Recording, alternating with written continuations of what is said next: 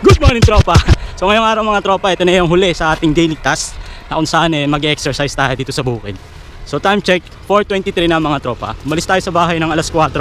So meaning to say, 23 minutes na ako naglalakad papunta dito sa bukid. And then may additional tayong around siguro 30 minutes papunta dun sa Christmas tree dun sa Cubs. So yun yung target natin. And then babalik ulit tayo pauwi ng bahay. So exercise tayo mga tropa. Huli sa ating daily task part 2. Sana hindi umulan mga tropa. Mapapansin nyo, hindi ko kasama si Mrs. Pero for sure, susunod yon, magmumotor. So mamaya, may gagawin na naman kami. Siyempre yung bonding namin, walang iba kundi yung paglalaba. Habang naglalakad tayo, hindi ko talaga may iwasan pag nakakita ako ng basura. Nakasar ako. Tignan nyo nagawang basurahan Ay, just go. Bad trip. Dapat mahuli talaga yung mga nagtatapon ng basura dito. Dapat may CCTV man lang dito para makita kung sino may mga yun. Diba? Sayang, ganda sana dito kaso ano nyo, basura. Simula pa lang tayo tingnan natin doon, sigurado mas maraming basura tayo makikita doon. Ayan, pinapawisan na tayo tropa. Mamaya try natin tumakbo kasi naka full battle gear naman tayo. Tingnan nyo, naka ano tayo, knee support. Naka rubber shoes para tatakbo tayo. Wag lang talagang uulan, pero feeling ko hindi to ulan. Medyo maganda yung panahon ngayon compare kahapon. Kahapon kasi mga gantong oras madilim na, umuulan na. Pero ngayon mukhang nakisama yung panahon sa atin. So mamaya pagbalik natin galing sa jogging, bibili tayo ng kita niyan, bagong pitas na kangkong. Bibili tayo mamaya pag uwi natin. So ito na naman mga tropa, di pa tayo masyado nakakalayo, panibagong basura na naman. Kita nyo yan, grabe, sino ba mga salaulaw? Nakaka-bad trip. Wala naman siguro ako sa katungkulan para magreklamo, kaso hindi ko matiis. So sana makapanood ng mga kinaukulan, gawa ng paraan kasi sayang Dapat talaga maging responsable lahat ng mamamayan ng Kabuyaw. Hindi lang Kabuyaw nyo, buong Pilipinas. Kasi nagiging malala na talaga yung problema natin sa basura. Regular naman yung pagkuha ng basura sa lugar namin Kailangan lang talaga mag-antay. Kaso iba nating kababayan, hindi na makapag-antay. Sayang yung lugar natin, sayang. Naturingang bukid kaso puro basura, sayang. So dito naman makikita nyo naman to, puro tanglad naman. So kung kanina puro kangkong, ito naman tanglad. Dumating na yung inaantay natin ayaw mag-exercise, gusto nyo lang zumba, ayaw mag-running, ayaw mag-walking. So nauna na yun dun, mamimili yun ng gulay. Tapos mamaya magyayaya yung kumain. Magyayaya mag-food trip. So bali wala rin itong papawis ko. Time check, 4:30 na mga tropa. So 30 minutes na tayo naglalakad. Yung ginagawa ko is fast walking. Kasi parang na rin nagja-jogging compared dun sa regular lang na lakad.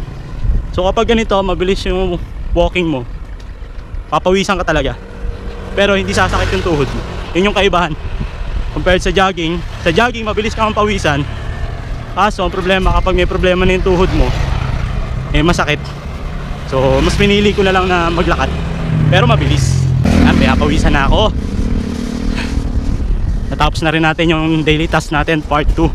Ano na naman kaya yung daily task natin part 3? Marami na namang inuutos sa akin si Mrs. Sabihin ko na So may binili na naman siya sa Shopee. So Venetian blind yon. So yung mga bintana kasi namin old school pa yan, mga kortina. So may tinry siya, Venetian blind. Pinapakabit niya dun sa kwarto ng anak kong lalaki na si Carl. So yun yung daily task natin. Siguro bukas natin gagawin yon, part 3. And then another is yung pinto namin. So nasira na yung pinto namin sa harap, ang ingay na kapag binubuksan. So papalitan ko ng spring. So babalik yung dati namin. So daily task number 2 yon, part 3. So yun na yung pwede kong gawin para bukas, kasi may pasok ako. Although may oras pa ako na at least 6 hours, kasi alas 2 naman yung pasok ko. So maaga tayong gigising, and then hatid ko yung anak ko sa school. Tapos yun, gawin na natin yung daily task natin part 3. Sana lang magawa natin. Saya ko kasi itong task natin na to nagawa natin, kaso medyo natagalan. Dapat daily, supposed to be daily, so parang naging weekly. Kasi may mga pagkakataon na may mas priority tayo, kaso ang kagandahan nagawa ko yung mga sinulat ko, diba?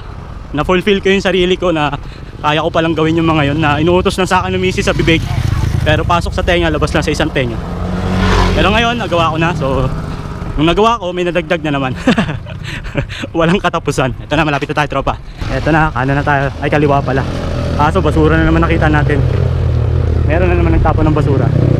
Ito na. Malaki na yung kalsada dito. Dito na masarap mag-jogging. So try natin mag-jogging para mabilis tayong pawisan.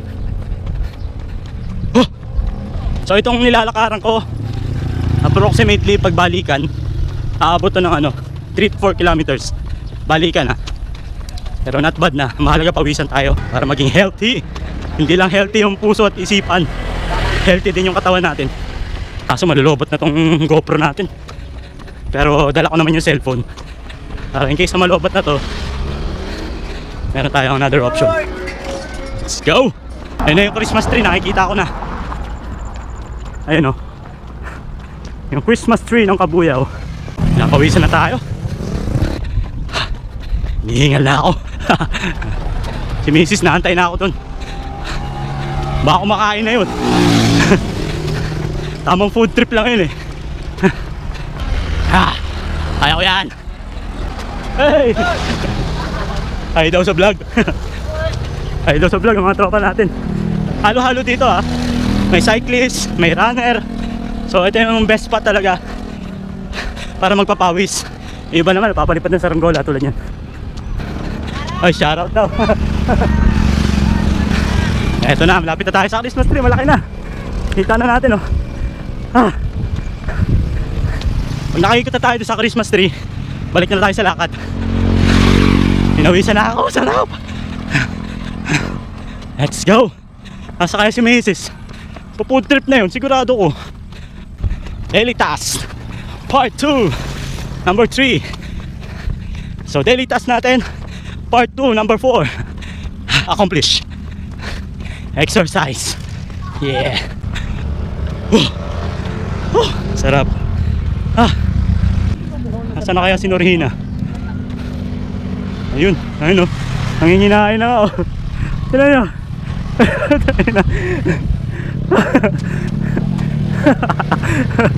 Huli-huli ka na sa camera.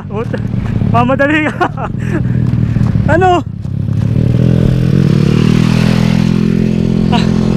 Ako pawis na. Ikaw kain ka ng kain. Nakauna na ako dun. Doon, balik na. Kain ng kain. Time check 4:43 na. Pinawisan na rin naman tayo. Yun yung mahalaga doon. Mas masarap sana kung may kasama ako mag-jogging. Kaso ayaw ni Miss mag-jogging. Mga anak ko ayaw din. Yung pusa ko ayaw din. So no choice kundi ako lang mag-isa. So pabalik na tayo. Yun yung Christmas tree. So balik tayo dun sa pinanggalingan natin para makompleto natin yung 4 kilometers na lakad natin. Sinamahan ko na ng jogging mga tropa. Natempa ko kaya ko pa pala. So medyo matagal na tayo hindi nakapag-jogging. Mostly ginagawa natin walking lang. Sarap. So sarap mga tropa. Ang sarap talaga mabuhay, tutusin lang.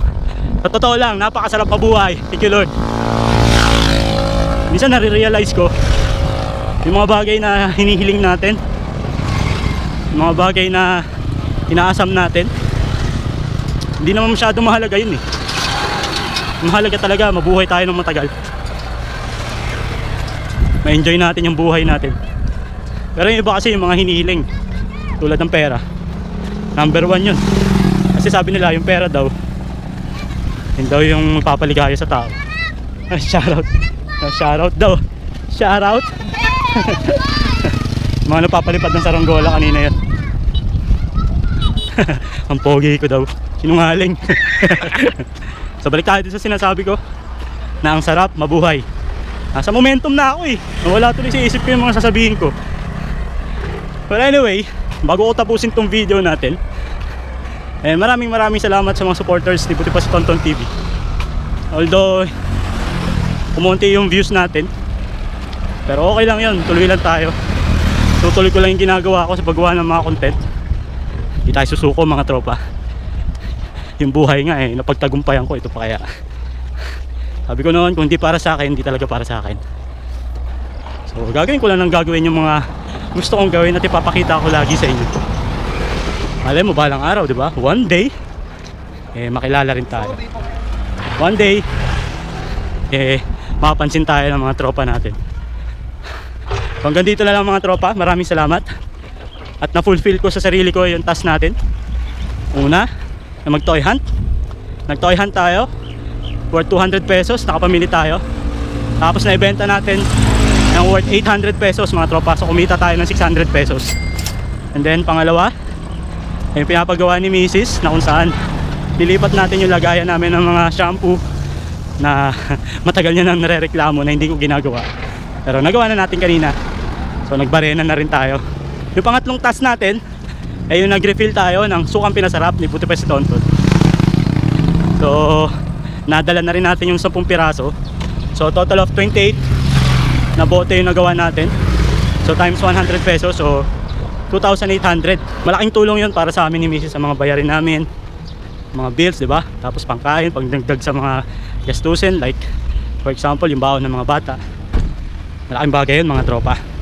At ang panghuli, eto na nga yung exercise dito sa bukid. Ganda ng panahon, sarap maglakad at saka mag-jogging. So nagawa natin yung ating 4 na task. Maraming salamat sa pagsama sa akin. So bukas may another task na naman tayo na isusulat. Sulat na naman natin para magawa ko. So hanggang sa susunod mga tropa. Ito pa si Tonton. Peace. Bye. Makain pa rin si Mrs. Wala pa rin oh. Kumain pa ng ano yung kwek-kwek. Mais pa lang yung kinakain niya eh.